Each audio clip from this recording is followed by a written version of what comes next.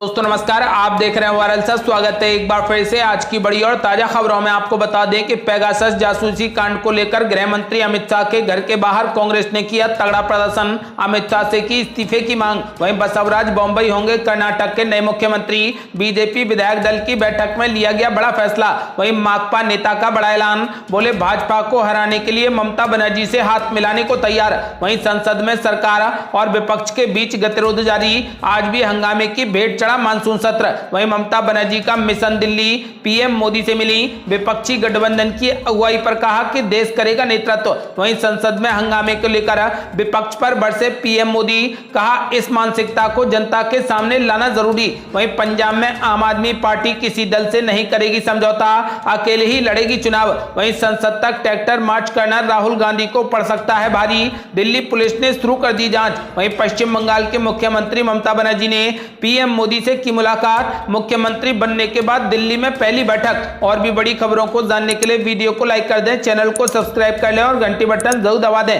वहीं पहली बड़ी खबर, पेगासस जासूसी कांड को लेकर गृह मंत्री के घर के बाहर कांग्रेस ने किया तगड़ा प्रदर्शन। अमित शाह से की इस्तीफे की मांग। यह आपको बता दें कि देश की राजधानी दिल्ली में सबसे बड़ी खबर सामने आई है। दरअसल कांग्रेस पार्टी ने यहां आज पेगासस जासूसी मामले को लेकर गृह मंत्री अमित शाह के घर के बाहर जोरदार प्रदर्शन किया। मालूम हो कि कांग्रेस केंद्र सरकार द्वारा कथित तौर पर कई बड़ी हस्तियों व नेताओं की जासूसी कराए जाने की बात को लेकर भाजपा पर हमलावर है। इस मुद्दे के गरमाने के बाद कांग्रेस गृह मंत्री के इस्तीफे की मांग कर रही है। बता दें कि कई मीडिया संस्थानों ने खुला किया है कि इस्राएली कंपनी एनएसओ के सॉफ्टवेयर पेगासस के जरिए दुनिया भर की सरकारों, पत्रकारों, कानून के क्षेत्र से जुड़े लोगों, नेताओं और यहां तक कि नेताओं के रिश्तेदारों की जासूसी की जा रही है। लोगों की जासूसी वाली सूची में 1500 से ज्यादा नाम शामिल हैं। इसमें से 40 भारतीय पत्रकारों के नाम भी हैं जिनकी जासूसी की जा रही है। इस लिस्ट में एक बड़ा नाम कांग्रेस नेता राहुल गांधी का भी सामने आया है, जिसके बाद से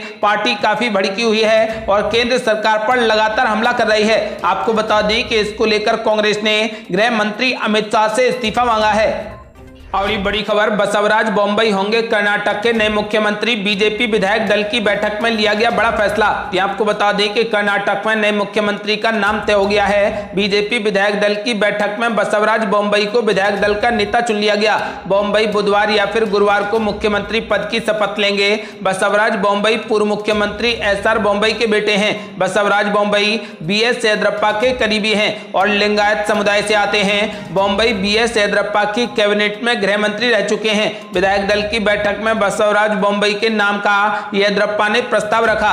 गोविंद करजोल ने प्रस्ताव का समर्थन किया, जिस पर सभी विधायकों ने सहमति जता दी। विधायक दल का नेता चुने जाने के बाद बॉम्बई ने येदियुरप्पा का पैर छूकर आशीर्वाद लिया। मुख्यमंत्री चुने जाने पर बसवराज ने कहा कि मौजूदा स्थिति में ये एक बड़ी जिम्मेदारी है। मैं प्रधानमंत्री नरेंद्र मोदी और गृह मंत्री अमित शाह के अनुरूप गरीबों के लिए काम करने की कोशिश करूंगा। मैंने कभी इसकी उम्मीद नहीं की थी, हालांकि मुझे अपनी मेहनत पर भरोसा था और मुझे इसका परिणाम मिला। विधायक दल की बैठक में कार्यवाहक मुख्यमंत्री बीएस येदियुरप्पा के साथ बीजेपी के केंद्रीय पर्यवेक्षक, केंद्रीय मंत्री धर्मेंद्र प्रधान और जी किशन रेड्डी भी शामिल हुए। इससे पहले दिन में बीजेपी के राष्ट्रीय महासचिव और कर्नाटक प्रभारी अरुण सिंह ने प्रदेश अध्यक्ष अनिल कुमार कतील के साथ येदियुरप्पा से मुलाकात की थी। आपको बता दें कि फिलहाल येदियुरप्पा ने सोमवार को मुख्यमंत्री के रूप में अपने 2 साल का कार्यकाल पूरा किया।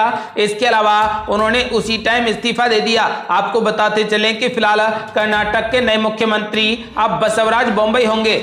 और ये बड़ी खबर, माकपा का बड़ा ऐलान, बोले भाजपा को हराने के लिए ममता बनर्जी से हाथ मिलाने को तैयार। ये आपको बता दें कि पश्चिम बंगाल विधानसभा चुनाव में अपना खाता तक नहीं खोल पाने वाली माकपा ने भाजपा को राष्ट्रीय स्तर पर हराने के लिए ममता बनर्जी से हाथ मिलाने का संकेत दिया है।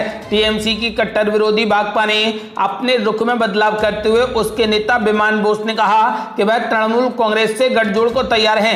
भाजपा को 2024 में सत्ता में आने से रोकने के लिए वाम दल के टीएमसी के साथ आने के सवाल पर माकपा पोलित ब्यूरो सदस्य विमान बोस ने कहा कि हम भाजपा विरोधी किसी भी दल के साथ काम करने को तैयार हैं। बांटने वाली ताकतों के खिलाफ जब कभी बड़ी जरूरत महसूस की गई, हमारा यही रुख रहा। माकपा के शीर्ष सूत्रों ने हालांकि कहा कि पार्टी के रुख में तुरंत किसी बदलाव के संदर्भ में बोस के बयान की कोई भी असहमति नहीं है। उल्लेखनीय है कि बंगाल विधानसभा चुनाव में माकपा की अगुवाई में वाम दलों ने कांग्रेस और इंडियन सेकुलर फ्रंट के साथ एक मोर्चा बनाया था। इन दलों ने कहा था कि भाजपा और टीएमसी दोनों उनके सैद्धांतिक दुश्मन हैं। आपको बता दें कि फिलहाल बंगाल चुनाव के बाद एक नया मोड़ आ गया है और माकपा नेता ने भाजपा को हराने के लिए ममता बनर्जी से हाथ मिलाने का ऐलान कर दिया। और बड़ी खबर, संसद में सरकार और विपक्ष के बीच में गतिरोध जारी। आज भी हंगामे की भेंट चढ़ा मानसून सत्र। ये आपको बता दें कि संसद के मानसून सत्र में हंगामा के चलते आज भी कोई भी कामकाज नहीं हुआ। सत्र दूसरे हफ्ते में पहुंच चुका है और विपक्ष जासूसी कांड के मुद्दे पर लगातार सदन चलने नहीं दे रहा। सरकार ने विपक्ष के साथ बातचीत कर गतिरोध खत्म करने की कोशिश की, लेकिन अब तक कोई भी सुलह नहीं हो पाई। मंगलवार को लोकसभा और राज्यसभा में जो नजारा दिखा वो बाकी दिनों से कुछ अलग नहीं था। जासूसी कांड के विरोध में अपने अपने हाथों में तख्तियां लिए हुए ज्यादातर सांसद मोदी सरकार के खिलाफ नारेबाजी करते दिखाई दिए। आपको बता दें कि इस मुद्दे पर कांग्रेस और तृणमूल कांग्रेस समेत विपक्ष की कई बड़ी पार्टियां एकजुट दिखाई दी। सबकी मांग है कि इस मुद्दे पर प्रधानमंत्री नरेंद्र मोदी या गृह मंत्री की उपस्थिति में संसद में चर्चा हो और सुप्रीम कोर्ट की निगरानी में एक जांच कमेटी गठित की जाए। वैसे कहने के लिए राज्यसभा में सरकार ने हंगामे के बीच एक बिल पारित करवा लिया। सोमवार को भी लोकसभा में हंगामे के बीच 2 बिल पारित कर दिए गए। जासूसी कांड को लेकर अपनी आगे की रणनीति तय करने के लिए आज कांग्रेस और अन्य विपक्षी दलों के नेताओं की बैठक भी हुई है।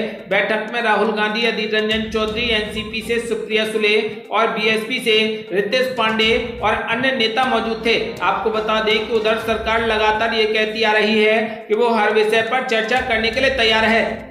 और बड़ी खबर, ममता बनर्जी का मिशन दिल्ली, पीएम मोदी से मिली, विपक्षी गठबंधन की अगुवाई कर कहा कि देश करेगा नेतृत्व। ये आपको बता दें कि 5 दिनों के अपने दिल्ली दौरे के दूसरे दिन पश्चिम बंगाल की मुख्यमंत्री ममता बनर्जी ने मंगलवार शाम को पीएम मोदी से मुलाकात की। ममता बनर्जी ने पीएम मोदी से मुलाकात को शिष्टाचार भेंट बताया और कहा कि उन्होंने पीएम मोदी से अधिक कोरोना टीके की मांग की। पीएम मोदी से मुलाकात के बाद मीडिया को संबोधित करते हुए ममता बनर्जी ने पेगासस जासूसी मामले की जांच की मांग करते हुए कहा कि पीएम मोदी को इस मुद्दे पर सर्वदलीय बैठक बुलानी चाहिए। 2024 में विपक्षी गठबंधन का नेतृत्व करने के सवाल पर ममता बनर्जी ने कहा कि देश नेतृत्व करेगा, मैं नहीं। विधानसभा चुनाव प्रचार के दौरान पीएम मोदी और मुख्यमंत्री ममता दीदी में हुई जुबानी जंग के कारण दोनों की मुलाकात को काफी दिलचस्पी से देखा गया। पीएम मोदी के साथ में मुलाकात के दौरान ममता बनर्जी ने कोरोना की तीसरी लहर से पहले अपने राज्य पश्चिम बंगाल में सबसे टीकाकरण के लिए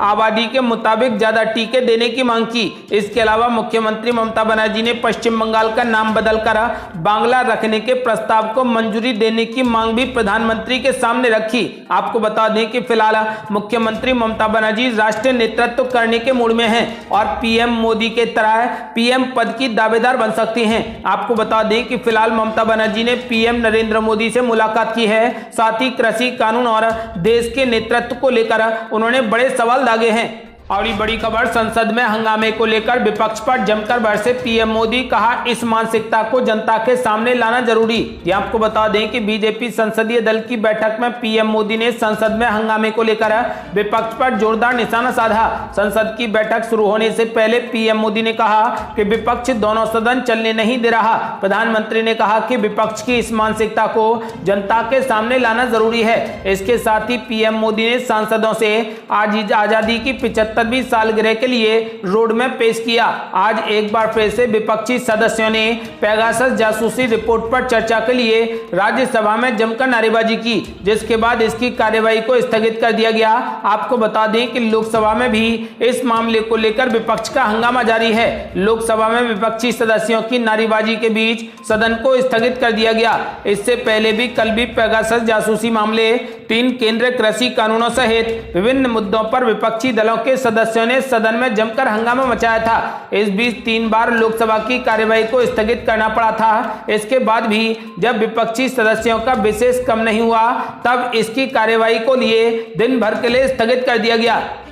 अगली बड़ी खबर, पंजाब में आम आदमी पार्टी किसी भी दल से नहीं करेगी समझौता, अकेले ही लड़ेगी चुनाव। ये आपको बता दें कि फिलहाल आम आदमी पार्टी नेता राघव चड्ढा ने कहा कि उनकी पार्टी पंजाब में किसी भी दल से चुनावी गठजोड़ नहीं करेगी। वो अपने दम पर ही चुनाव में उतरेगी और पंजाब में सरकार बनाएगी। उन्होंने कहा कि अरविंद केजरीवाल का दिल्ली मॉडल उनके चुनावी राजनीति का मुख्य आधार होगा और अगर आम आदमी पार्टी चुनाव के बाद सत्ता में आती है तो पंजाब को भी दिल्ली की तरह फ्री में बिजली का लाभ दिया जाएगा। आम आदमी पार्टी पंजाब के सह इंचार्ज और राष्ट्रीय प्रवक्ता राघव चड्ढा ने कहा कि हम सभी 117 विधानसभा सीटों पर अपने उम्मीदवार उतारेंगे।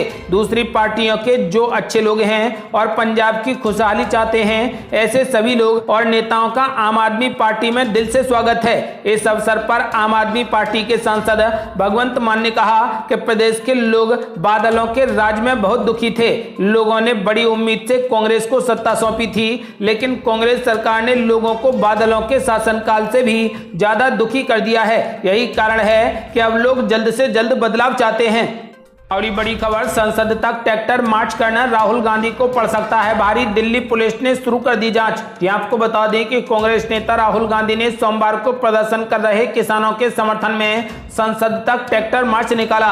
दिल्ली पुलिस अब ये पता लगाने के लिए जांच शुरू कर दी है कि राहुल गांधी को वीआईपी इलाके में ट्रैक्टर कैसे मिला। सूत्रों के अनुसार ट्रैक्टर को एक वीआईपी आवास पर रखा गया था। इसे सीमाओं पर सुरक्षा जांच से बचने के लिए एक कंटेनर में लाया गया था। सूत्रों ने यह भी कहा कि कंटेनर प्राप्त करने के लिए एक सांसद के पत्र का इस्तेमाल किया गया है। इससे पहले दिल्ली पुलिस ने सोमवार को रणदीप सिंह सुरजेवाला और दीपेंद्र सिंह हुड्डा सहित 6 कांग्रेसी कार्यकर्ताओं को संसद तक ट्रैक्टर मार्च का नेतृत्व करने के आरोप में हिरासत में लिया। पुलिस ने कहा कि कांग्रेस नेता राहुल गांधी के नेतृत्व वाली ट्रैक्टर रैली से सुरक्षा का गंभीर उल्लंघन हुआ है। इसलिए सूत्रों ने कहा कि रैली सीआरपीसी की धारा 144 का उल्लंघन है, क्योंकि संसद का सत्र चल रहा है। जिस ट्रैक्टर पर राहुल गांधी और अन्य कांग्रेसी नेताओं ने मार्च का नेतृत्व किया उसे भी पुलिस ने जब्त कर लिया है। पुलिस ने कहा कि विभाग और अन्य एजेंसियों को ट्रैक्टर रैली की जानकारी नहीं थी और स्थानीय पुलिस स्टेशन भी कोई अनुमति नहीं ली गई थी। दिल्ली पुलिस ने ट्रैक्टर को जब्त भी कर लिया है। ये थी अब तक की बेहद बड़ी खबरें। यदि आप भी चाहते हैं कि भारत जल्द से जल्द कोरोना मुक्त हो जाए तो इस वीडियो को लाइक कर अपनी राय हमें कमेंट बॉक्स में जरूर दें। यदि आपने अभी तक हमारे चैनल को सब्सक्राइब नहीं किया है तो कृपया चैनल को सब्सक्राइब कर घंटी बटन जरूर दबा दें। जल्दी मिलते हैं बड़ी अपडेट के साथ, तब तक के लिए जय हिंद, जय भारत।